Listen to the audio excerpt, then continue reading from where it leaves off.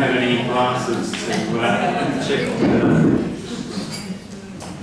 So firstly, thank you all for coming on this very fine spring morning in Adelaide.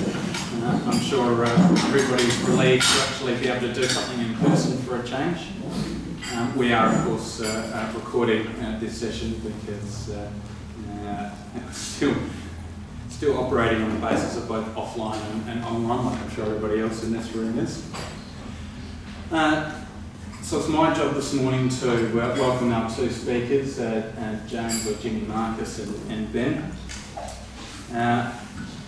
The idea actually for the talk this morning came about following the revelations in the US and federal parliament around particularly sexual misconduct in those workplaces. It feels like a lifetime ago in the middle of a COVID pandemic that those things occurred. Unfortunately, we've had to postpone the talk a couple of times, but we've finally got there. And I think the most interesting thing for me is obviously over the last 5, 10 so years, we've seen some legislative change around this space. I'm sure everybody still remembers Brodie Panlock and the tragic circumstances of her passing. We've seen changes more recently in respect of the Fair Work Act and the introduction of a definition for sexual harassment into the Fair Work Act and the possible consequences for that. But I think what we've also seen is a big change around community expectation in terms of how employers and businesses are required to engage with this kind of behaviour, and particularly around transparency and accountability. I think one of the big things, the lessons that came through with these revelations was the frustration that misconduct in the workplace was effectively being quietened up and just moved on without it actually being appropriately dealt with. Which is why our Prime Minister's suggestion that he meet with the women on that march at Federal Parliament in a quiet room away from the cameras was quite breathtaking in its lack of insight into the situation, but I'll put that to one side. Before I forget, I should mention as well, sorry, that the slides from today will be emailed out to each of the attendees, so if you've missed out on a slide or any information, don't worry too much about that. So we've seen a big change in the community expectation. People want to engage with businesses that they perceive share their values, and they want to see some accountability and transparency in how businesses operate. We've also seen a big change in businesses having to confront things like domestic violence. And again, everybody should be familiar with what's happened with Queensland Police, with police officers sharing information with domestic violence victims. But that's something that could happen in any workplace. You're in the possession of information that could be quite harmful if it's provided to the wrong person. And we've had lots of discussions around domestic violence leave and those sorts of matters. And so really today what we'd like to do is to actually start looking at some of those issues, particularly when we start to cross over into the criminal sphere. A lot of workplaces can be quite uncomfortable dealing with that. And so first speaker today, James, or Jimmy as I know him, is a colleague from the criminal bar. Naturally, Jimmy's career highlight was acting as criminal counsel at my butt show. Nobody was arrested or charged with any offences, so I think he'd be quite pleased with his job there. Some of his lesser known highlights are working as a lawyer at the South Australian Office of the Director of Public Prosecutions and working as a trial prosecutor since 2017. Since that time he has gone on to the independent bar where he has represented a number of litigants in quite serious and complex criminal matters in the first instance, but also on appeal to the South Australian Forecourt and now Court of Appeal. And I've also dealt with Jimmy on quite a few matters that cross over into the civil area in areas such as complex areas around fraud and those sorts of matters. So he also regularly appears in judicial and merit reviews of government decisions and commercial litigation, particularly where it crosses over into that forensic sphere. Ben should hopefully need no introduction to the people in this room. He's been a feature of the industrial relations landscape in South Australia for about 200 or 300 years now. His career highlight, I'm sure, would be he and his team, John is here today, recovering a client's beloved pet dog, which was quite a surprise to the lawyers in the office when the dog walked up to them and gave them a quick lick on the leg, as we were talking about misconduct in the workplace. And so Jimmy will talk to you about, what is criminal conduct, what's the sort of conduct that we're looking at when we talk about that, what needs to be reported to police, what you can expect when you're dealing with the police on those sorts of matters, and some of the consequences for criminal convictions and what that can actually mean for people and people in your workplace, the sorts of people that you can employ. And then Ben will follow on that and really talk to you about, once you've identified that you've got a serious criminal issue in your workplace, how do you, from a practical perspective, actually address that and deal with that? And there's a lot of law around what you're required to investigate and deal with in the workplace, but there's not a lot of legislation around how you actually go about doing that. So without further ado, I will ask Jimmy to step up to the plate.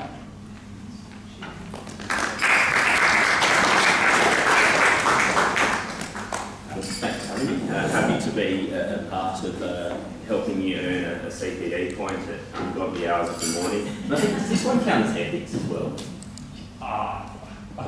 We've got some representatives of the profession over there. I'm sure they help the right come back to us at the end. Help you to get one of the elusive unicorn points. So what the purpose of today is not to conduct a lecture on the criminal law, or at least that's what I don't intend to do today, but the criminal law in many ways is quite simple, but in other ways it is not. And where it is not is when it interacts with other areas of the law. There are some serious landmines you can step on very early in the piece when the criminal law intersects with other areas of law. And so what I hope to do is to draw some circles around those for you and to otherwise put some red flags up to things so you can identify things when you need to get on the phone to someone who practices in the area to, one, not step on any of those landmines, but also to take some steps for, if you're the person charged, some protection of your own rights, and if you are a supervisor in charge of someone who's being charged, how to go about dealing with that in a way that you don't find yourself in some hot water. And so, firstly, these are some offences that we're likely to come across in the workplace, but firstly, what is a criminal offence? Well, really a criminal offence, or I suppose specifically what's the line between workplace misconduct or harassment or something of that nature and a criminal offence? Realistically, the only difference is there's a police officer involved, because helping yourself to the till at the workplace could be a breach of trust, could be some other sort of breach of your employment conditions, or it could be theft. It really matters on who's involved. And so in that case, what could otherwise be, and I'll use this example because it's one that's often relevant to the workplace, and particularly where the criminal law intersects with the workplace is often the Christmas party. And what could be described as sexual harassment or misconduct could also be an indecent assault. If you grab someone on the bum, that's all very funny until it lands you in the magistrate's court. And when we come to criminal penalties, that one in particular can be quite nasty. And so, obviously, some of the things on that list are very obviously criminal offences. Like have sex with someone without their permission, that's rape. Everyone understands that. What people might not understand is the next one, USI, or unlawful sexual intercourse. Now, the age of consent in South Australia is 17, except if you are in a position of authority in relation to that person, like their employer, or their teacher, or their parent, except probably shouldn't be doing that last one anyway, but step-parent. Which if you employ children in the workplace, if there is a 17-year-old in the workplace, that person, as a matter of law, cannot consent to any sexual conduct. They can consent to sexual conduct with someone outside the workplace who's not their employer, but not with their employer. So I think we understand that, but just to be aware of, there are some things that are okay that you can do with people who are not your employees that you can't with your employees. Indecent assault. That is an unlawful application of force in circumstances of indecency. Now, an application of force is any touching whatsoever. You touch someone, you lay a hand on them without their permission, unlawfully, outside the ordinary circumstances of daily life, that is an assault. So if you brush past someone in the corridor and you touch them, that's not intentional, and that's to be expected. That's the daily vicissitudes of life. Whereas grabbing someone on the bum isn't. Now, circumstances of indecency are what the average person, that is the man or woman on the street, thinks are indecent. It's quintessentially a jury question, but suffice to say, if you're grabbing someone on the breast, or on the bum, or on the groin without their permission, that's probably likely to be regarded as indecent. Now, the reason why this offence is so particularly nasty is because it can be committed very simply, and as the current state of law in South Australia stands, it carries with it mandatory imprisonment. So if you grab someone on the bum at the Christmas party, you are likely to go to jail if that offence goes through. First offender, doesn't matter. Special circumstances, doesn't matter. And I'll come to it in a bit more detail, but Section 96 of the Sentencing Act, which provides for the suspension of penalties of imprisonment, says for serious sexual offences, of which indecent assault is one, the sentence cannot be suspended. There is no exceptional circumstances test that applies, which applies to basically every other thing. You're caught with a gun, you kill somebody, etc. And so that's why that one is particularly nasty. Stalking, and you probably, the person who probably is going to get involved in stalking, you probably had some red flags about that person anyway before. I think stalkers don't just come out of nowhere. They have an aura about them. But in any event, the stalking, people understand stalking, you're hiding in the garden outside someone's house, that's dodgy. But the thing with stalking is, it's on 2 or more occasions, does an act that causes a person to seriously apprehend fear of harm to their mental or physical health. I think that's what people understand it, but also fear of embarrassment or damage to their reputation. So it means, and the case on this is a case called Phillips and Police, which unfortunately is me wrecking the law of South Australia, but you can be convicted of stalking for making Facebook posts on 2 occasions that could cause a serious apprehension of fear of embarrassment. And so again, when the workplace behaviour, you rag on someone on Facebook, on Tube, or any other social media platform of choice, on 2 occasions, that can amount to the offence of stalking. Again, it's often in the eye of the beholder. If they report it to your boss, you're unlikely to be charged. But if they reported it to the police, you could be charged. Ordinary assaults, again, you can't be assaulting people in the workplace, but the thing is to remember, an assault is any application of force. And as well, a recent innovation in the law is the offence of distribution of invasive images, what's colloquially called revenge porn. And so again, if you've got, and obviously if some sort of intimate image is being distributed, people would recognise that. That's a deliberately intimate image. But even if it's not, there are classes of images. Like say you took someone in a compromising position, say a photograph of someone on the toilet or something like that, and you distribute that to workplace colleagues, or anyone for that matter, that can amount itself to a criminal offence. So again, just things to be aware of. I mean, realistically, a lot of that is common sense, and you can guard against being arrested by exercising your common sense. But they're just some of the things to be aware of. There's also a couple of other things that aren't criminal law, but they're a lot like it that apply to these situations. First one is intervention orders. Now, the test for obtaining an intervention order or a restraining order against someone is very low. So to get one confirmed is a different matter, but to actually obtain an intervention order, which can exclude someone from being within 50, 100 metres of you, not allowed at your house, is on an interim basis is there a risk that the person will, without intervention, commit further acts of abuse? And is it appropriate in the circumstances? Section 6 of the Act outlines the test. Act of abuse has an extraordinarily wide definition. And certainly encompasses all the things you might regard as abuse, physical interference with the person, but also includes harassment, financial abuse or denial of financial autonomy, emotional or psychological harm. So again, the threshold is low, and it can have some really serious implications on your workplace, not the least of which is you're going to be permanently working from home if you're not allowed within 50 metres of a colleague. But importantly, if your workplace requires you to have firearms, like you're a police officer or a member of the Defence Force, you'll be banned from having guns by an intervention order. There is a provision that allows you to get them back, but I've never successfully deployed it and never seen it successfully deployed, even for members of the Defence Force. And as well, it's likely to occupy a good 3 to 6 months of your time.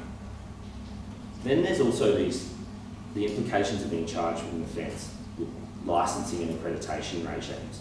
Now, the Act is 2016, the top one there, but it was actually only sort of fired up for operation in the middle of last year. It's the Child Protection Prohibited Persons Act.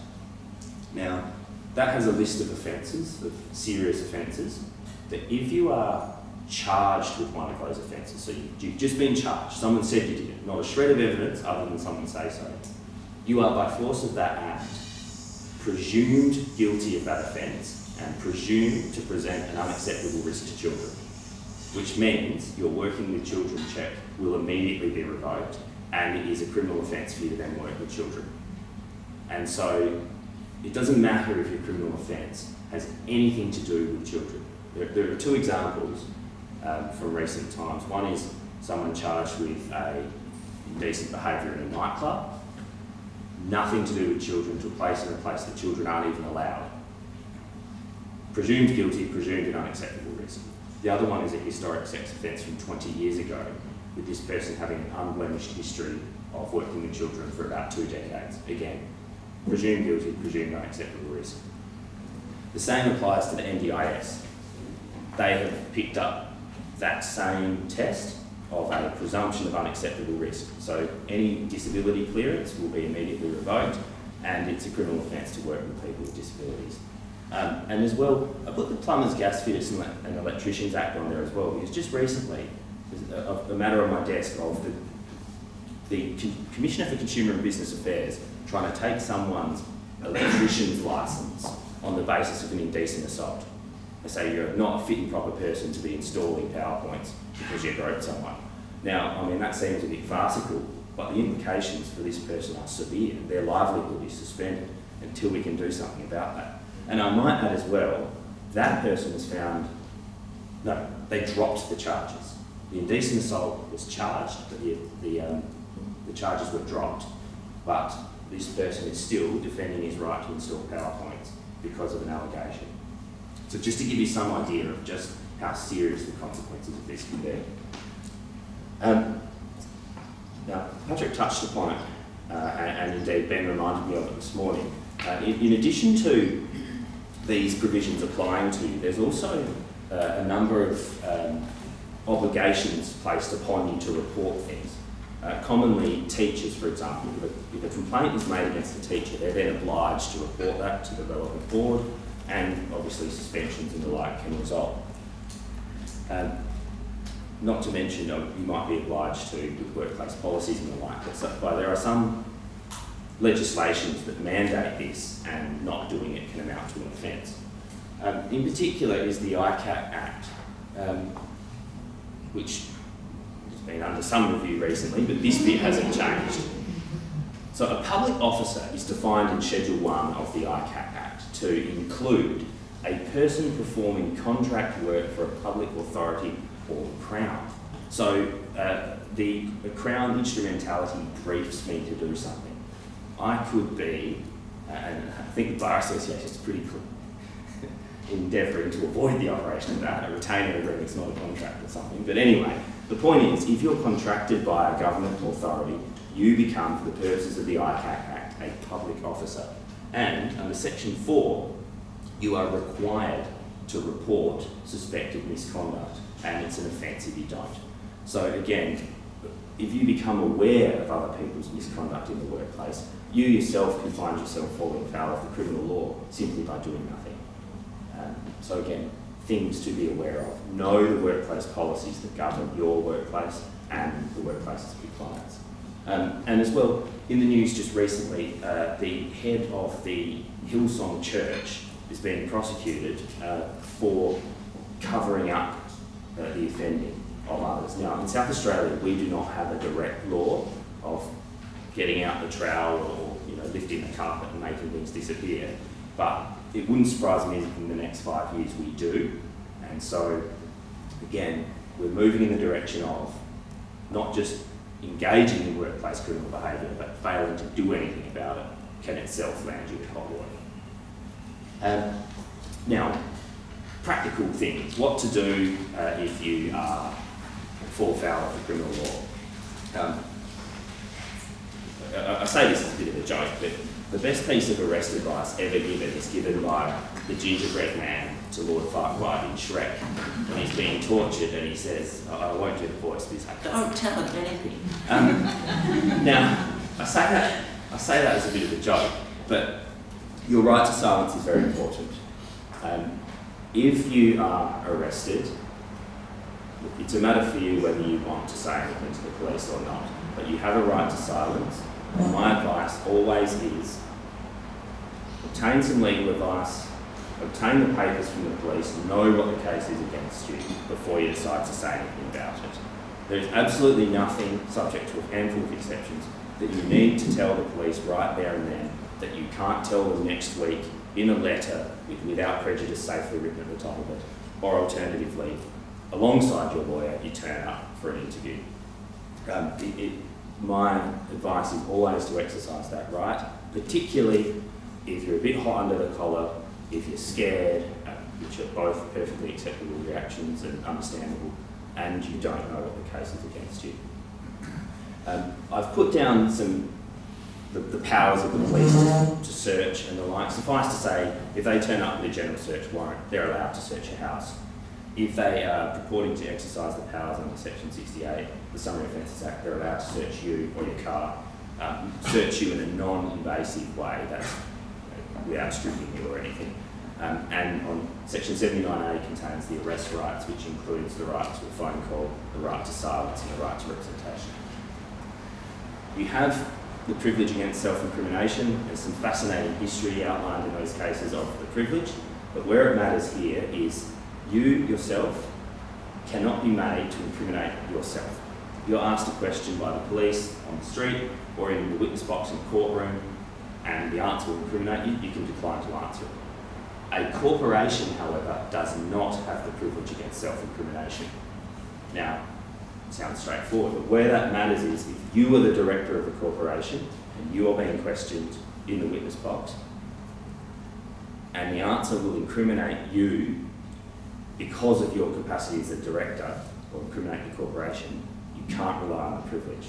So again, it's just an example of how damaging engaging in criminal conduct in the workplace can be. Now, what happens upon arrest? You're arrested and charged. The average time that a magistrate's court case would take to come to trial would be 3 to 6 months, and in the district court, 24 to 36 months. An indecent assault is a major indictable offence, will go to the district court. So again, just the time consumed by this matter, and if you are banned from working with children for 3 years, the damage to a career is obvious. Now, this is a red flag moment or a landmine you can step on.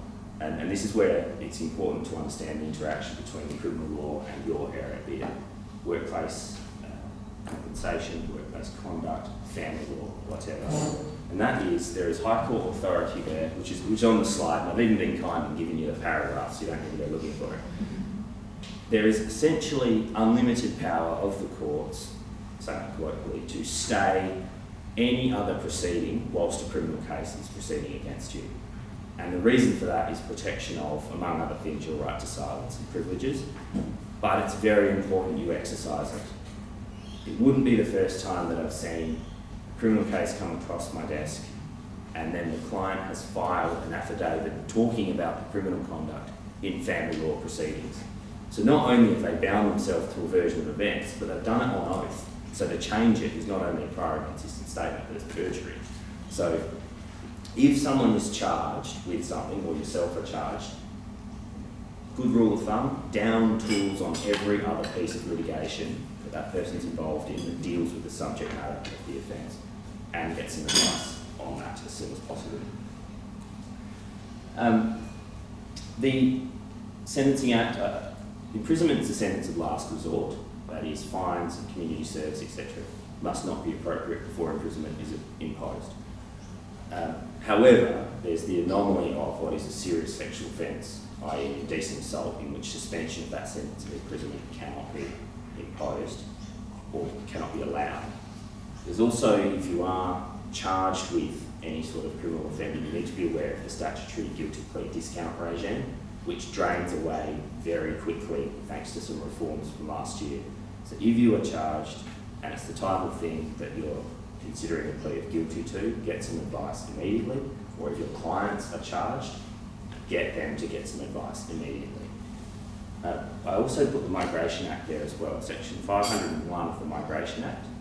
If you are not an Australian citizen and you're sentenced to a period of imprisonment of 12 months or more, and that's aggregate, so say you get 3 months for this and 9 months for that, that's your 12, you will fail the character test, you'll be taken into immigration detention and likely deported. And so the implications for people who are non-citizens of being charged with criminal conduct are again severe, and that's another thing you need to be aware of. All right, talked through that a little bit quicker than I anticipated. I understand questions are to be held to the end, so please do write your questions down, or otherwise, if I've got to disappear to go to court after this, so there's my contact details. Please feel free to fire away any questions to me. I'll endeavour to answer them within a reasonable time. Thank you.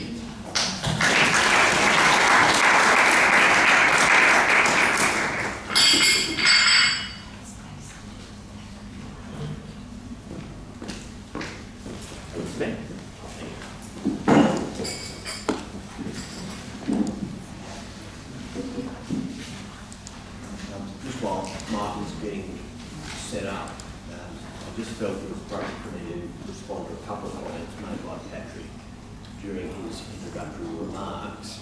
The first was in relation to the postponement of today. Sorry, Patrick's a bit taller than you, then. Can you put the last one down? Thank you, sorry. I didn't know that until thank you for bringing that to my attention. A couple of things I was going to say before getting underway. The first was the postponement of today. I was very welcoming when that happened because of two things.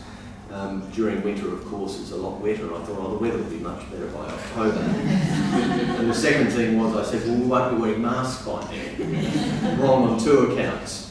Patrick also mentioned that one of the highlights of my career was a matter involving a dog. Now that, I think, requires some explanation.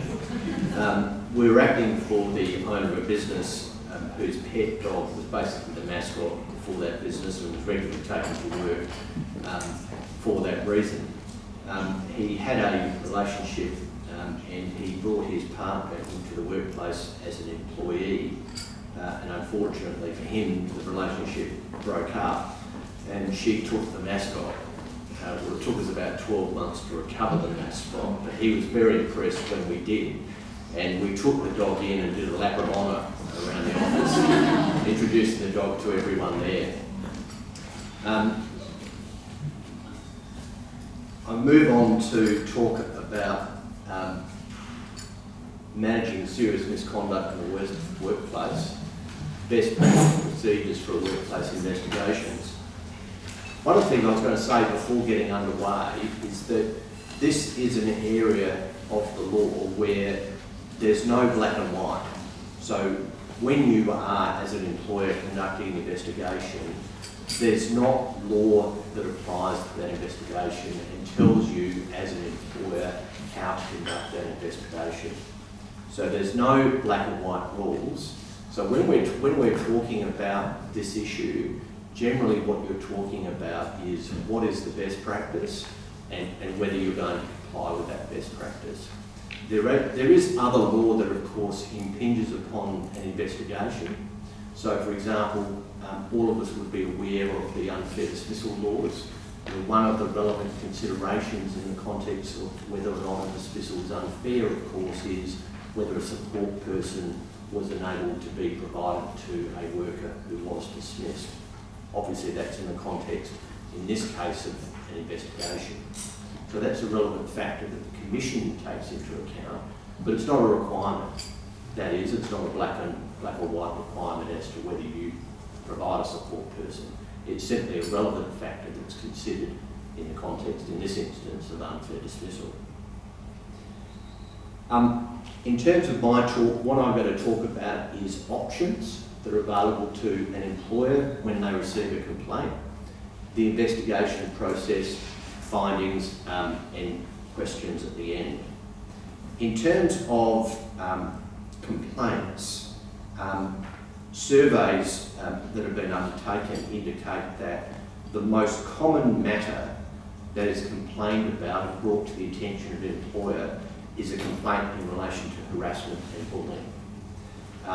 In one of the surveys I found done by People and Culture Strategies, that came in at 57.4%. Just to give you some context, the next one down was safety, which was at 21.3%. So you can see when an employer receives a complaint, it's generally going to be about harassment or bullying. In terms of the receipt of the complaint, there are of course a number of risks that an employer faces in relation to the receipt of that complaint. The first and most obvious one is reputational damage. And we've certainly seen that in the Parliament in Australia in recent times, where there's been a number of high-profile cases that have seriously impacted the reputation of Parliament. Some might say that it was low in any event. However, those matters have certainly had an impact upon the reputation of not only Parliament but the government. The other issues that arise in terms of receipt of complaint, of course, are the need to conduct an investigation, and that may well be disruptive in a workplace because it's quite often the case that the person making the complaint works closely with the alleged perpetrator. The participants in relation to the complaint are likely to be emotionally invested, and that's something you obviously need to take into account in terms of how you deal with the complaint.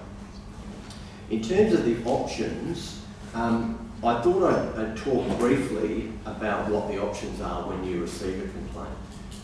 Certainly one of the trends in my experience in recent times is that employers will automatically rush off to conduct an investigation. And that can certainly have some benefits from the employer's perspective. However, there are other options. For instance, mediation is a process that I've certainly seen used very successfully in the past, which might bring together, generally when we're talking about sexual harassment or bullying or the like, might bring together two people who clearly aren't getting on and might break that down, unpack it, work out what the real issues are and try and work towards a workable solution. Keeping in mind, of course, as the employer when you're dealing in that situation, You're dealing with two people who are working in the workplace together.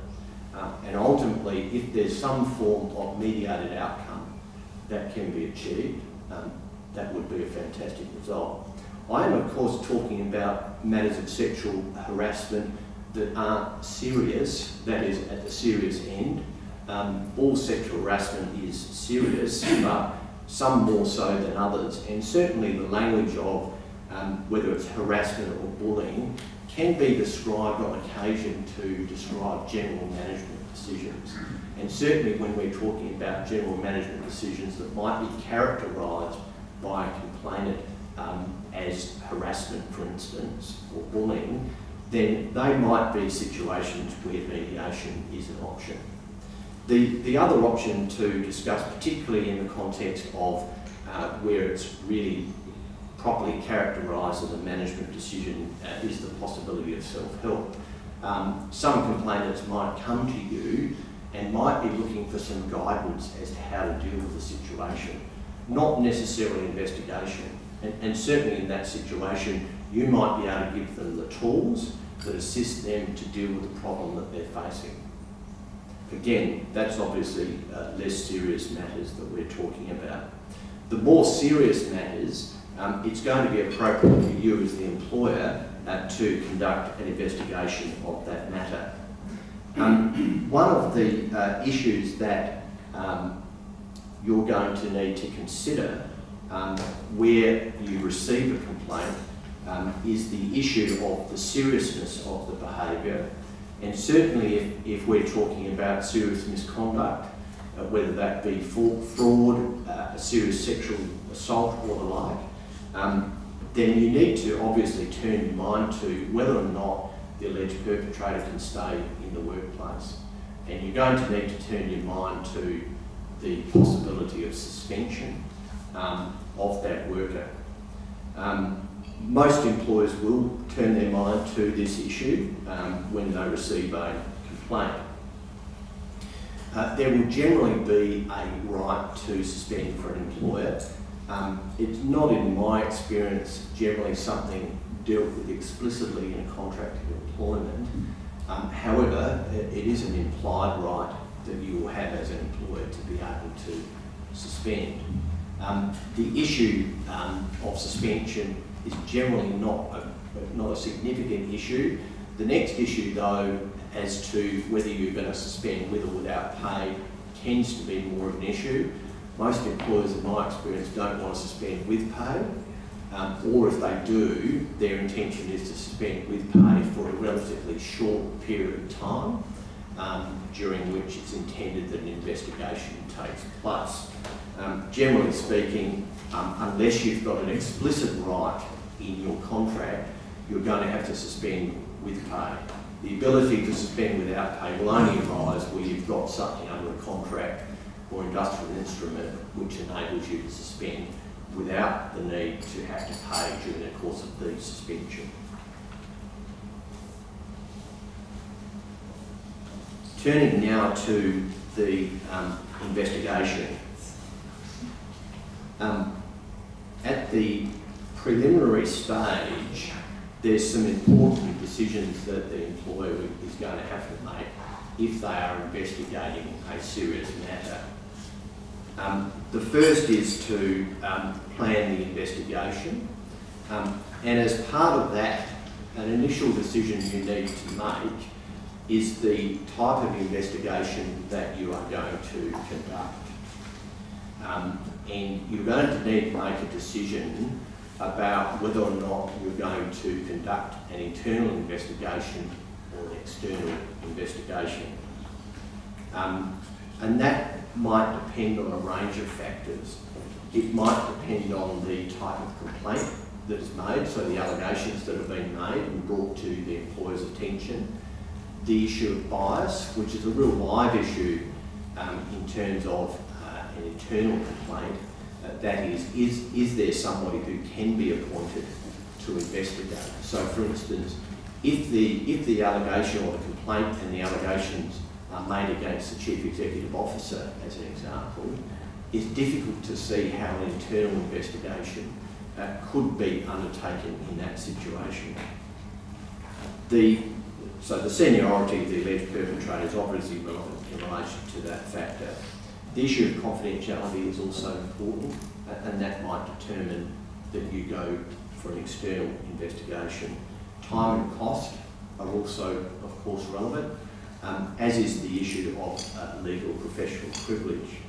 And this really delves into what type of investigation you are going to undertake.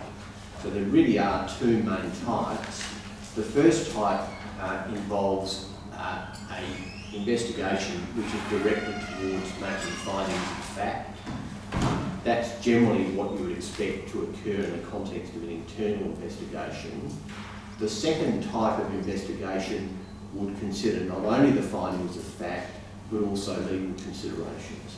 So it might delve into issues such as whether the employer is complying with their legal obligations. That might be, for instance, in the context of safety, where you're talking about a sexual harassment complaint or the like, and that would generally be an external investigation. In the event that you were to appoint a lawyer to conduct that external investigation, you're likely to find that report that arises from that investigation and any of the notes gathered as part of the investigation are going to be subject to privilege. So that might be one of the benefits in terms of appointing a lawyer in terms of an external investigation. The other issue is the scope of the investigation.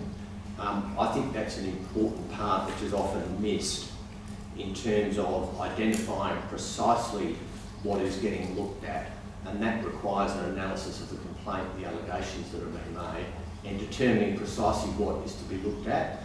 Also, whether or not you're wanting recommendations to be made in relation to the inquiry that's undertaken by the investigation officer. Some of the other issues that are going to arise for the employer might be what policies and practices you have. Quite often employers will have policies in place in relation to either investigations or might have an investigation process in a harassment and bullying policy. To state the obvious, it's really important that an employer consider those policies and practices and ensure that in relation to the investigation that is undertaken, that you comply with your own policies. There's nothing more embarrassing than an employer at the end of the process, that is at the end of the investigation process, finding out that there's a policy that they hadn't turned their mind to and that their investigation may not be compliant with the policy that is in place at the workplace. The other issue is the issue of confidentiality, and this can be a trickier issue than you first think. So it's one thing to say to a complainant, we will maintain the confidentiality of your complaint. However, in the case of many allegations, it is actually going to be necessary, and I'll discuss the formulation of allegations in a moment, in the case of, say, sexual harassment, to identify who it is who's the alleged victim to the alleged perpetrator when putting allegations to them as part of the investigation process. So the person who's making the complaint needs to understand up front that as part of the process, it's going to be necessary to put allegations to an alleged perpetrator, and that through that process, they're going to be identified. The other aspect that's relevant in relation to the issue of confidentiality is that, as Jimmy touched upon, there will be an obligation to report certain conduct, particularly for roles such as teachers and doctors. So there may be an obligation on the employer to actually report the conduct to the relevant regulator. The other issue too, which is becoming more of a live issue for employers these days, and again, using that example of what's happened in Parliament in recent times, is whether you as the employer actually want to report the behaviour. So you might not have an obligation to report the behaviour, it might be outside a teacher or a doctor situation, and you as the employer might want to report the behaviour. And you might want to do that to protect your reputation. That is, you don't want to be accused at later stage, as Jimmy described it, as sweeping a matter under the carpet. So in relation to that issue, it seems to me that one thing you could do is consult with the person who's made the complaint, discuss that issue with them and get their agreement to make the complaint. And it could be a serious matter of sexual assault, in which case the complaint would be made to the police. And we've certainly dealt with several situations in the last 12 months in particular, as employers have been very concerned about reporting matters to the appropriate authorities. In terms of the process we've undertaken in relation to those matters, we've been instructed by clients to write letters after consultation with the alleged victims to the police and senior police officers to ensure that the employer's reputation is protected and that there can't be a suggestion at a later stage that they haven't addressed that matter with the appropriate authorities. The other thing to consider is that, as I mentioned in relation to a complaint, you're generally going to have at least two, if not more, people who are very emotionally charged in relation to what's taking place. And it's appropriate for you as the employer to consider whether or not it's necessary to provide any emotional support to those people. That could be through an employer assistance program. You might have a psychologist or other experts that you utilise through that program, and offering that to both parties is an appropriate decision for an employer to make in such circumstances. Turning now to the investigation process in a bit more detail. You receive the complaint as the employer, and then during that process you're likely to have to consider putting together allegations to an alleged perpetrator, who then provides a response, and ultimately you're going to make some findings upon which some decisions are going to be made at the end of the process. In terms of the complaint, as I've said, you would consider the complaint. One of the things that employers tend to forget about on occasion is whether or not there are witnesses to what has taken place.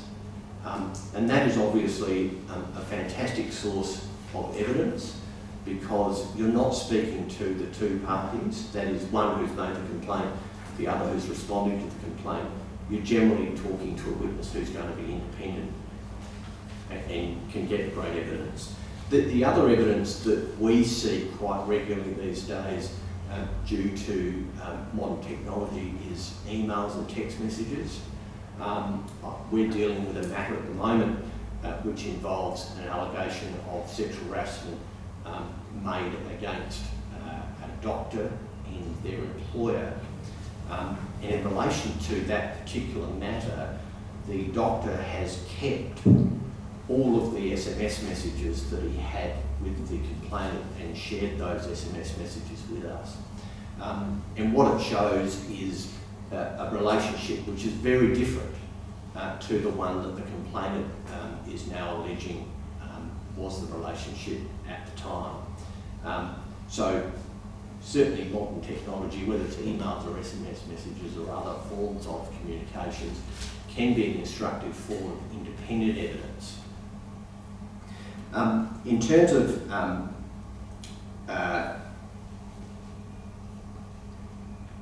just touching upon that issue a bit further, some of the issues that quite often arise in terms of the investigations are whether the complainant's statement needs to be provided to the alleged perpetrator. This is something the perpetrator will often ask for when they find out about the complaint. Now, there's no obligation for an employer to provide the statement as a whole.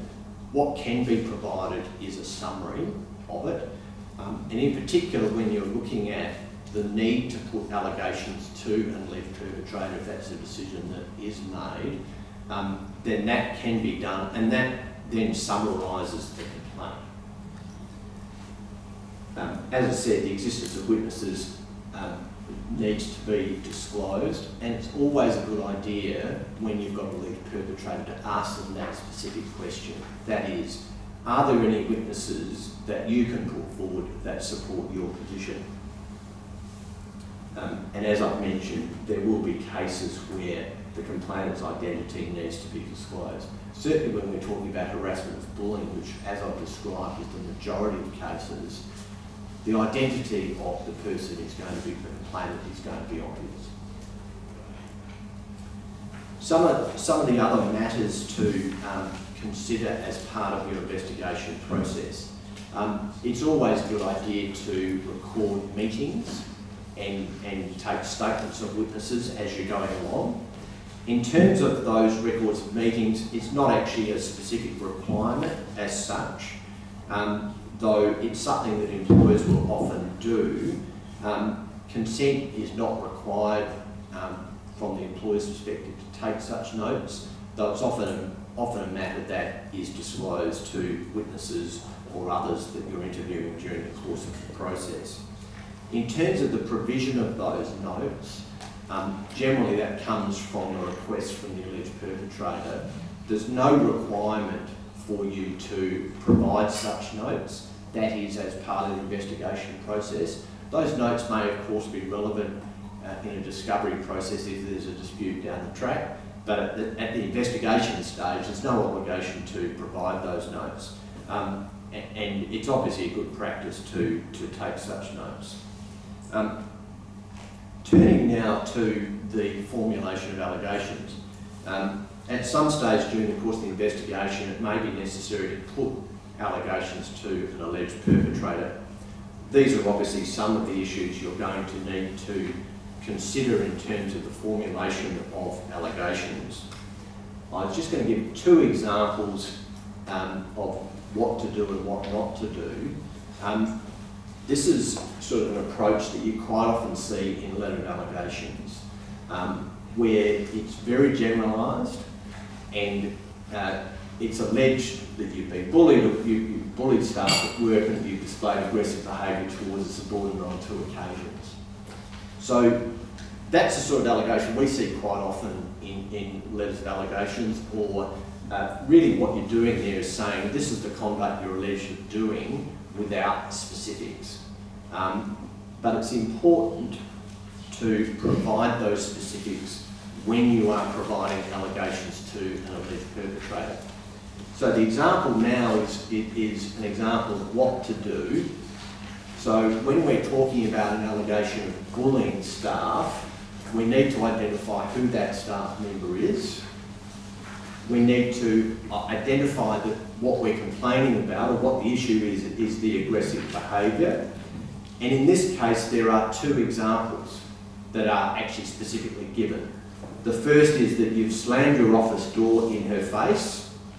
The date is given, so when this conduct is alleged to have occurred, after your 10 o'clock meeting with her, and also screaming at her on the following afternoon. So the following day, we're identifying when that took place. That then gives the alleged perpetrator a proper opportunity to respond to specific allegations that have been made about their conduct. And it's appropriate, certainly in the context of sexual harassment and misconduct, for the same approach to be taken in relation to the putting of allegations.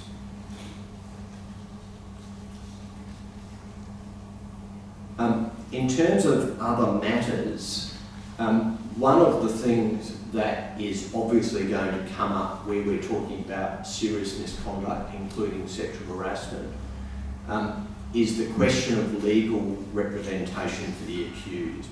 So during the course of the investigation process, where we're putting allegations to an alleged perpetrator, this question is likely to be arised, and the alleged perpetrator may well seek to have legal representation at meetings and seek their assistance in relation to responding to allegations. It's not mandatory from the perspective of the employer to accommodate that request. However, it's something that needs to be obviously considered. And certainly these days, where you are talking about conduct that is likely to lead to a criminal investigation, it's prudent, in my experience, to provide that opportunity to an alleged perpetrator. That is in the context of attending an interview with representation and/or enabling that representation to assist them in terms of responding to any allegations that are made.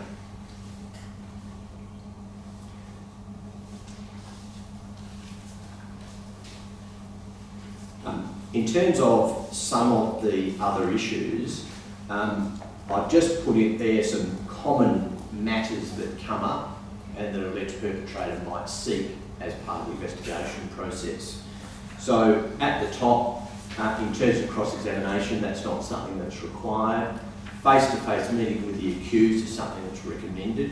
I know that investigation processes, certainly in the last year or so, a lot of them have been conducted by modern technology such as Zoom, for the simple reason of COVID. If that has to happen, that has to happen. There's no way around that. Is a formal complaint needed to investigate? Now, this is something that's not required. Certainly, my experience is that in more recent times, what tends to happen is that the person involved in an altercation, so if we go back to the scenario we were talking about a moment ago, which is the person who's alleged to have bullied a staff member, Jones, by slamming their door and yelling at them. In relation to that situation, it might be that staff member Jones doesn't actually make a complaint, but other people might see what has actually taken place and raise their concerns with an employer about that. Now, what that means is that though you haven't received a complaint as an employer, you can still investigate the matter. Burden of proof in establishing the misconduct. It's on the balance of probabilities. You're not a criminal court, so it doesn't have to be on the criminal standard. In terms of criminal proceedings, the conduct alleged might be in relation to something which might be a criminal offence. Now, the alleged perpetrator may well take a position during the course of the investigation that their preference is the investigation should be delayed until such time as a criminal matter has been dealt with by the relevant authorities. Now, that from the employer's death, because the criminal investigation will generally take a long time and will essentially lead to an excessive delay in relation to the issue. You've got a complaint, for instance, as the employer in relation to alleged inappropriate conduct. You are entitled, as the employer, to investigate that matter. My view is that you should do that in a speedy manner, and the fact that it might lead to a criminal investigation or criminal proceedings doesn't prevent you from conducting that investigation. So in terms of that, what that might look like in practice is that you put allegations to an alleged perpetrator. If the alleged perpetrator, and this will likely be the case if they're getting legal advice, which you would expect them to be getting, they will not necessarily want to respond to allegations if it involves a criminal investigation going on simultaneously. So they're likely to exercise their right to silence in an employment perspective and not likely to respond to the allegations, or if they do, with a general denial without necessarily getting into the details. So that might be what happens. Now, if that does happen, that's fine. You've given them the right to reply to the allegations. They have responded, and you as the employer can take that into account in terms of the formulation of your decisions that you're going to make. You don't have to wait to the end of the criminal investigation or the criminal matter to conclude before coming to your own decision about what should happen from an employment perspective. Delay, again, don't. It affects the integrity of your investigation. My view is that any investigation should attempt to wind up within a month. I think if you're taking any longer than that, that really the integrity of the investigation and any decision that arises from that is severely impacted. I know that certainly in some areas, what I've seen is that there'll be a suspension and then months later allegations are put to alleged perpetrators. That is not generally a process which is to be recommended. The sooner you can formulate the allegations, if that's necessary, and put them and give an opportunity to respond, the better. Keep it contemporaneous. In terms of findings, one of the things I've seen in my experience that employers don't do overly well is to make findings at the end of the investigation. Some of the issues that come out of findings of fact are reliance on untested information, unduly favouring one account and ignoring discrepancies. The investigator will need to consider those issues in terms of making their findings and, if appropriate, preparing a report of findings. The majority of the employers who conduct an investigation will prepare a report of findings. Those findings, depending on the investigation, if it's an internal investigation, it might be simply findings of fact, which a decision maker can then consider. But it also, if it's an external investigation, may include legal findings, which might have legal implications for the employer. The other thing that can be particularly helpful is recommendations within the context of those findings, and that obviously depends on the scope of the investigation itself that's been set up. In terms of the findings, the investigator having made those findings, it could be that there's findings that the alleged perpetrator has engaged in serious sexual misconduct, and there might be some instances of findings in relation to that by the investigator. If that's the case, it would be my recommendation that then the allegations are then put, sorry, not the allegations, the findings are then put to the alleged perpetrator with an indication of what is likely to happen. So it might be a situation of saying you're found to have engaged in sexual misconduct. Here are the instances of that, and we say that it breaches our policies as follows. And what we're doing is we're considering taking disciplinary action, which is likely to involve termination of your employment, and giving the employee an opportunity, the alleged perpetrator, an opportunity to respond to that. I think that's an important part of the process. What I've seen some employers do where they've got themselves into trouble is they get the findings and that's enough, and then the letter goes out dismissing the alleged perpetrator. And you don't bring it all together, that is by identifying what the findings are, identifying breaches of the policy, indicating an intended course of action. That's a really important step in the process. And certainly where you've got an employee who might be able to access unfair dismissal provisions, that's a very helpful process to take in terms of risk managing the decision that you're taking. The other thing I wanted to touch upon is that in the unfair dismissal context, of course, serious misconduct has recently been changed to include sexual harassment. Of course, sexual harassment was always conduct that would justify termination for misconduct. However, it's now explicitly identified in the regulations as being something that the employer can use to justify dismissal of somebody for misconduct. The other final part is the closure part, and again, from my experience, it's not really something employers necessarily do overly well, but as part of the closure of the matter, you need to consider such issues as the damage to the victim and how you're going to respond to any damage caused by the perpetrator.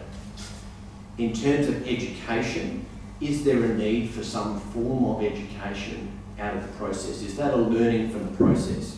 So is there a need for sexual harassment training if we're talking about sexual misconduct? Is it appropriate to review policies? Did the policies actually address the situation we're investigating? And if not, do they need to be updated? And also to review the investigation, how it went, how quickly it was resolved, any learnings from that investigation. So that concludes my talk now. As Ginny has said, I think we're going to do a session in a moment where questions can be asked. So if you just want to hold on to your questions for a moment.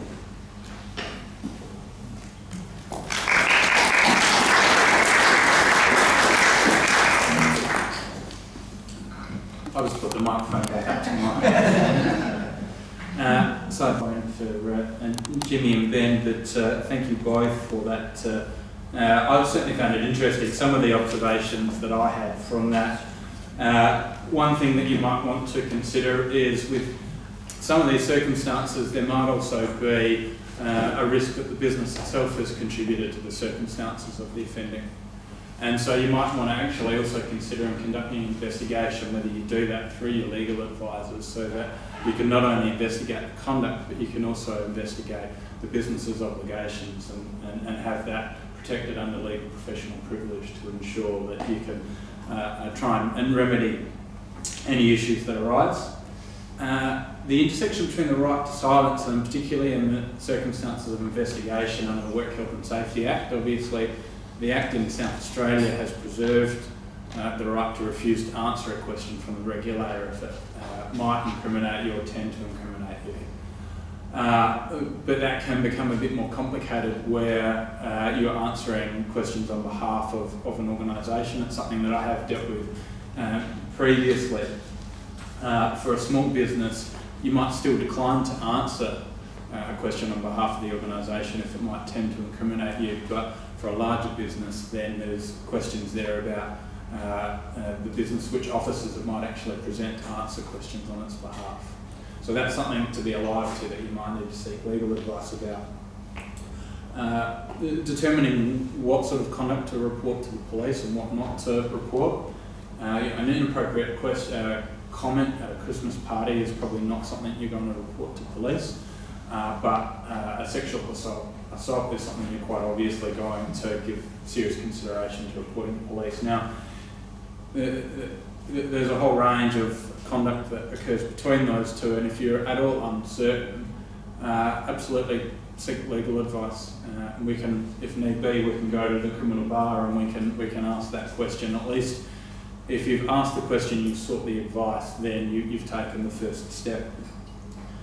But be very, very careful about having conversations with people in the workplace about whether or not to report to police. One of the really concerning things that came out of the Brittany Higgins saga was her recollection of the meeting where she was told that this could be something that could be reported to federal police, but the implication being if you do, we're not going to get elected. In the next federal election, you're going to lose a job. So you need to be really mindful about your language when you're talking to people who have potentially been the subject of quite a serious offence, and ensuring that there's no hint of coercion there about what they should or shouldn't do. And again, if you've got any questions about that, that's what lawyers exist for. Go and speak to your legal advisor and ask for some advice about how to best approach it. Ben touched on whether or not you should await the outcome of criminal proceedings. Certainly my own experience with that is, and you heard from Jimmy, these things can drag on for 3 years in the district court, and it's in a lot of circumstances just going to be untenable to preserve the status quo for that period of time. It's not fair on the complainant, and it's not fair on the perpetrator either, because they don't have an outcome to an investigation. And overriding all of this is going to be your duty to manage a safe and effective workplace. And there's going to be particular sorts of conduct and allegations where it's clearly not going to be safe to keep that person in the workplace, and so it may well just be better off just actually making a decision, bringing it to a conclusion and letting the criminal proceedings play out. And at the end of it, it may well be that you can consider things like reinstatement if it's appropriate, if it turns out that the allegations were not properly made. And the other thing to bear in mind is we've talked a lot about sexual harassment. There's other sorts of criminal conduct, and fraud is a very obvious one where you might actually be trying to recover the money that's been stolen from the business.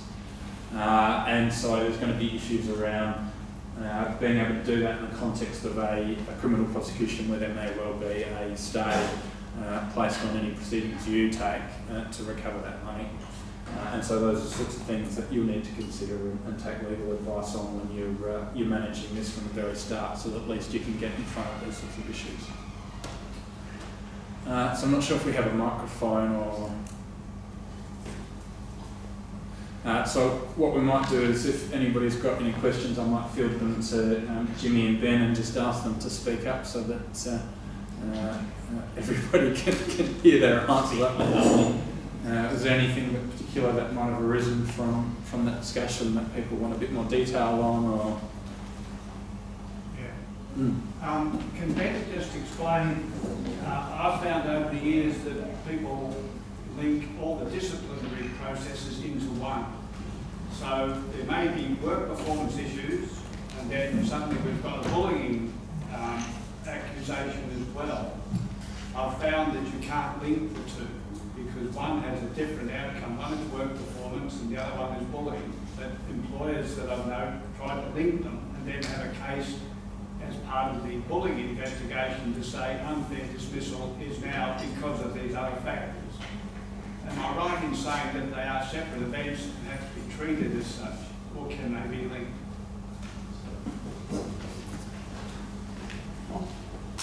I think generally you're going to want to separate those two matters out. So quite often, in my experience, at least the matters that hit my desk, quite often complaints are made during the context of a performance management process. So it might be that the complainant makes a complaint about conduct, and they do that in the context of having consultation or warnings provided about their performance. Now, in relation to that situation, there are two separate issues, and certainly my strong view is to the extent that that's appropriate, you'll need to separate out those two issues, and that not only protects the employer, but also protects the integrity of the process in relation to the investigation of the complaint. So if you are having a separate process with separate people involved in the investigation the complaint is made, that's generally going to be appropriate in the circumstances.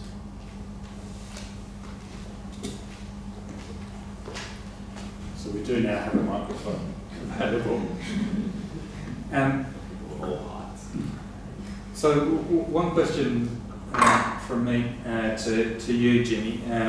You talked a lot about indecent assault and the groping. Obviously, given the recent example of our esteemed colleagues in the State Parliament.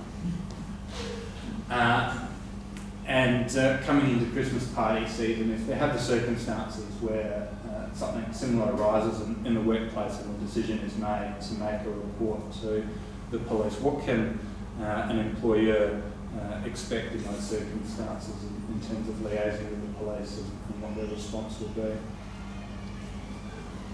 Typically, if the alleged perpetrator is arrested, there's the question of bail. In most cases, people without a criminal history will receive bail. But if they don't, they're obviously not going to be in the workplace. But in terms of the police investigation, typically they will carry out many of the things that Ben just mentioned. They will in particular want to speak to witnesses, and they will look to take statements from those witnesses in the form of affidavits, which are obviously sworn, so they must be on oath. And that investigation, it's a bit of a piece of string to how long it would take. Obviously they try to do it sooner rather than later, but it is not uncommon for the police to turn up a month after an alleged event to ask a witness for a statement, or even multiple months if they don't become aware. So I think if the police come to you as an employer, it would be, it's entirely up to you whether you cooperate with the investigation or not. From a criminal sense, I imagine from a workplace responsibility sense, you probably should. And to have a list at hand of the people who were there to provide to the police and their contact details, that's probably helpful. And as far as that, or beyond that goes, I think a hands-off approach as opposed to interfering or assisting in the investigation. That's what the police do, leave them to do it, and then take your own steps to conduct your own workplace investigation. Does that answer your question, Pat? Can I follow on from that conversation? So a work function where you had guests who weren't employees of that business and that guest was inappropriately handled? So the guest is the complainant? Yes, so they're the complainant, so they've had the sexual harassment occur to them and it wasn't safe for this year. Is there and it's from a few years back now, is there a time frame when a complaint can be made and be investigated investigated, or should? Yes. Well, so as a general rule, summary offences, the statute of limitations is 2 years. Right. So that's thefts below $2,500, common assaults, property damage below $2,500. Anything that's indictable, so an indecent assault is indictable, there is no applicable limitation. So potentially years later that event could come to the surface. Whether you can prove it or not is a different matter, but that person is capable of being charged and will fall foul of things like the Prohibited Person Child Protection Act and the like. I've got a question for James. Yes. Assuming that Patrick Walsh was to organise this year's Tito Fox Tucker Christmas lunch, and assuming that you went along as a friend of the firm, as things progressed from a lot of good time to something more reminiscent of Patrick's Bucks night and a commercial law firm's lunch, with people using their mobile phones to record various moments of hilarity, when the police come to arrest you, what are your obligations in relation to your mobile phone? Very good question. And also, Patrick, who's been taking video as well, both in relation to handing over your phone and disclosing your password, which I understand in your case is James007.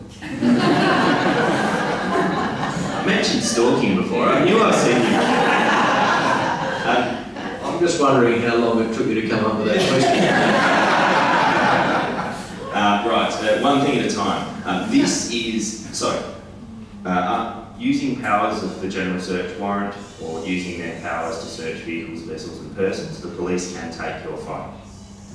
They can apply some very sophisticated electronic safe cracking to it, and other than iPhones, whether you give them a password or not, they can invariably get into them. iPhones, Apple's native encryption in combination with the particular fragmented file system that Apple uses are incredibly difficult to break into without the passcode. So Apple users rejoice.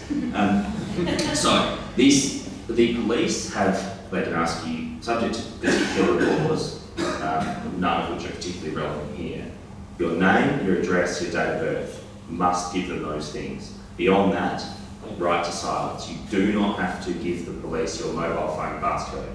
Despite the fact that many police officers think they can ask you for that, when they can ask you anything, you are under absolutely no obligation to give them your mobile phone passcode, even if they've seized your phone pursuant to various powers. Does that answer your question? I should add, from an employment's perspective, that the dog matter that we referred to earlier, the partner who left after the breakup of the relationship, she was obviously pretty upset about it.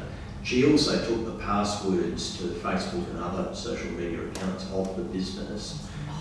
We sought them back and didn't get a satisfactory response. She told us where to go. But in that situation, we took that matter to the district court, seeking injunctive relief to get the passwords back, and we did get orders in that matter from the court requiring the partner who had left to hand back deliver up the passwords to the Facebook and other social media accounts, which were, as we will all appreciate these days, pretty critical to the operation of the business.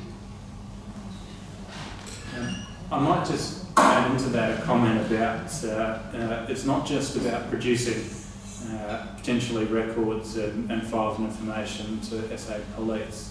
My expectation is, depending on funding as always, that Safe Work SA may become a bit more active in this space. For a long period of time, I had a number of instances where complaints would be made to Safe Work SA about unsafe workplaces because of bullying harassment, and invariably all you would receive from Safe Work was a letter asking to see your policies and procedures, and provided you could send those over, they would tick that off and you wouldn't hear from them again. More recently, that escalator have had some instances where they wanted to actually meet with officers in the workplace and discuss the matter. But I think that invariably the regulator is going to become a bit more involved in this space. I think the communities are going to expect it. And they've got their own powers under the Work Health and Safety Act to compel the production of files and material that may well include mobile phones I may have to investigate, Tim, whether or not SafeWork can ask for your passcode. But in the meantime, it might be best to go out and purchase an iPhone. There is one other consideration, and I didn't touch on it in my talk, but it is relevant, and that is, and perhaps in some ways to Ben's talk as well, and the example I always use when I explain this point is the Police Force Discipline Act. So that has the power of the Commissioner of Police to conduct investigations to discipline members of the police force. That act does not abrogate the privilege against self-incrimination. But what it does say is a refusal by a police officer to participate in the investigation amounts to professional misconduct and is grounds for dismissal. So they're between a rock and a hard place. You either give up your right to silence and your privilege against self-incrimination, or we'll sack you. Now, because of that, and because it's coerced, and there are many contracts of employment and other legislative provisions that provide a similar situation for internal investigations. Now, where it's important in this context is material you obtained under compulsion or has been obtained from you under compulsion is not then immediately admissible in a trial against you. Because it was obtained under compulsion, there's a really strong case for the exclusion of that material at a subsequent criminal trial. But where it's important here is if you're an employer and you obtain that information in some way under compulsion, don't just hand it over to the police. There are obligations of confidentiality that often attach to that material, and if you just hand it over to the police, they become privy to material they never should have had. It can compromise the integrity of the investigation from their point of view. So if you do conduct investigations and obtain material using coercive powers, don't just hand it over to the police unless they specifically ask for it. You can tell them you got it, but don't distribute it. So naturally, under a general search warrant is one matter, but there's no harm in going away and considering the request or seeking legal advice. It won't matter to the police whether if they request information whilst they're preparing an investigation or a prosecution, whether they get it within 24 hours or a week. Take the time to make sure that the decisions you're making in this kind of context are the right decisions. Hopefully you would echo that advice. Yes. Are there any other questions or any other issues that people wanted to raise this morning? I don't want to hog it, but No, by all means. I was in HR, industrial relations, for many years, and I worked with large organisations, and so we had cinemas, with radio rentals. So we could afford to have lawyers and Chamber of Commerce, etc., etc. My worry is that small business, from my experience, having been involved with it in the last 5 years, have none of this expertise, have very little policies and procedures, and they're just sitting ducks for this type of accusation to just ruin them. I don't know how we encourage small business to become more proactive in having policies, but also needing to contact people like the lawyers. So this is far too complex for them. It's probably too complex for us in criminal law. How do we get involved with, or how do you get involved with small business? Because they really lack expertise in this area. From my personal experience, probably the best way for us to interact with smaller businesses is actually through industry associations, simply because a much larger entity is going to have a need for regular ongoing legal advice, which allows you to develop those relationships. So when these sorts of issues arise, you can immediately call your legal advisor on this issue.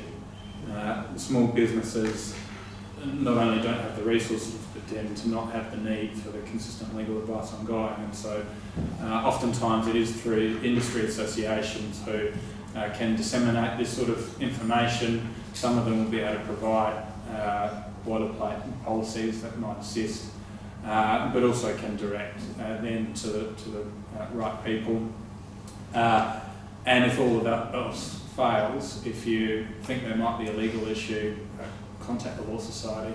The Law Society has a list of firms in different areas of expertise that can always assist somebody to talk to the right people.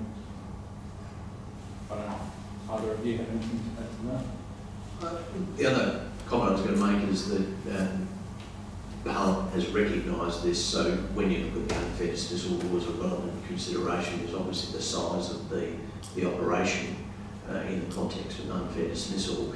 The other thing that the Fair Work Commission has done recently, off the back of having a number of applicants before it who were self-represented, is it set up a Fair Work advisory service where it gets law firms to act for either the applicant or the respondent, depending on who needs representation. And that's, if you like, a tool that the Fair Work Commission has set up, recognising the difficulties that small business as well as applicants have in terms of representation before the Commission.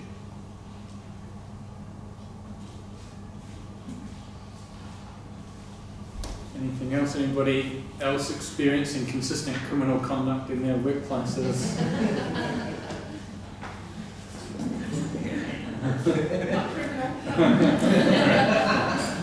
Just Ben, in relation to your presentation, I work in the rehab injury management area, and I'm dealing with several psychological cases at the moment where the people are so unwell and distraught because accusations were made against them.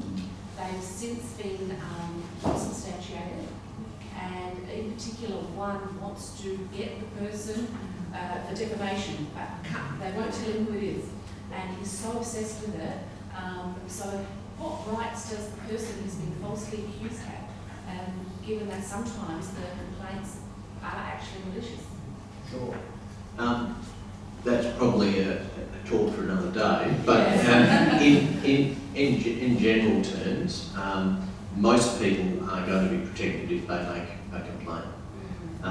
The rare exception for that is going to be where it's a complaint that might be described as malicious, in which case some form of action might be able to be brought by the person against whom the allegation has been made. But it is a stressful time, not only for the alleged perpetrator, but obviously the alleged victim in those situations. And certainly, as I said during my talk, it's appropriate for an employer to think about support for both parties in that situation. But it's not an easy situation where you get vindicated. I mean, as an example, Nick Reimer, for instance, the former Premier of New South Wales, stood down as Premier at a time that he was accused of something and in fact had adverse findings against him through ICAC, but then was able to overturn those on appeal to the court. But little could be done. Obviously, he resigned as Premier and had to move on. So, sometimes these things do have an impact for which there is no remedy. I would just add to that as well, it's always going to be a balancing act as an employer. Sometimes a situation can arise. I'm dealing with this matter recently where accusations are made, and this was inappropriate sexual misconduct in the workplace. And the investigation proceeds. In this case, it proceeded to the stage where the employer was able to make findings of fact about what had occurred. But the problem they then had was that they wanted to finalise their investigation and seek a response on their decision to terminate the employment. And the person had taken personal leave and filed a claim under the Return to Work Act. And their lawyers were quite forcefully suggesting that the investigation should be suspended until their client was sufficiently well to respond to the possible outcome. The problem being that despite several promises that the person would recover sufficiently to respond, it had dragged out for a couple of months and there was still no firm time frame on when the person would recover. And so you reach this point where you've got a balancing act, you've got a pending investigation that you need to bring to an end because you need to manage your workplace, and the complainant has a right for their complaint to actually be dealt with. There were findings on the balance of probabilities that most of the alleged misconduct had occurred. And so there are occasions where you might not be able to tick every box in the procedural fairness checklist. But you do need to balance that against your other considerations in the workplace and needing to bring an investigation to an end and manage your workforce. And so sometimes it can be appropriate to simply make that decision to bring the investigation to an end and to move on to the next stage, which I'm sure in this case will inevitably be proceedings against my client, but so be it. So it's always a balancing act. There's often times when you're managing workplace conflict, there's no easy answers, and you really need to be able to make the best decision that you can with the information that's available to you, and then back yourself in to carry out that process. And as always, we're always happy to take a phone call and chat about your issues. The flip side to that also is when allegations are made against an employee, they are vexatious, and the employee's obligation to support the alleged perpetrator. Because I was in a situation where this happened in the workplace that I was responsible for from an HR perspective, and when there was looking at the time, which was 2 years ago now, about okay, what support is available for the alleged perpetrator who is clearly, struggling and suffering as a result of these claims. And everything when you looked on things like there were ombudsman website and all those sorts of things, it was all about supporting and managing and assisting the complainant, but there was no support technically, if you like, for the person that was being alleged to have undertaken some harassment and bullying. It wasn't sexual harassment, it was harassment and bullying. So you potentially could end up with 2 people out on claims in the complainant decides, well, I can't deal with this anymore, so I'm going, and then you potentially could end up with your alleged perpetrator as well. So that really gives you a stalemate situation, because as you say, you get a lot of pushback then from whether it be the union or the legal representation saying, well, this person he's not well, you can't force that person to contribute or respond to allegations or vice versa. So I think that duty of care aspect that employees has for both parties is really important. You don't hear a lot of that in my experience. No, look, that's true, and I would make 2 suggestions. Firstly, that any policy around making complaints and dealing with misconduct should make it very clear that vexatious or unsubstantiated allegations can themselves result in disciplinary action. I accept smaller employers might not be able to do it, but certainly most larger employers should be able to offer EAP, which can be called comfort. And sometimes it is just inevitable that these things cannot end well, particularly in my experience when you're dealing with people at an executive level who've had allegations made against them. It really undermines their authority, and regardless of whether or not the allegations are substantiated, the inevitable outcome is going to be that you have to exit that person from the workplace and move them somewhere else. So this is part of the expertise of HR, isn't it? It's about being able to make judgment calls on the information available to you. And I often say the best investment a business can make in reducing the number of claims that are made for particular psychiatric injuries is to actually provide management training to your workforce. Too often people are promoted because they're experts in their field, but they don't know how to manage people. And those soft skills which I can't provide you with a prescriptive list are absolutely gold, and being able to make that evaluation, decide the appropriate supports that are in place and manage that situation is critical. Sure. Thank you. Anything else? Well, if there's no further questions, I might start to wrap this up.